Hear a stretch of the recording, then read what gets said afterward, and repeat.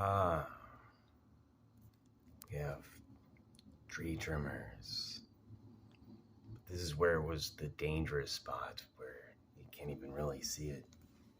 Probably had it like a video, maybe. I don't even know if you can see it anymore. The tree would take down the electrical line over here where there's a transformer.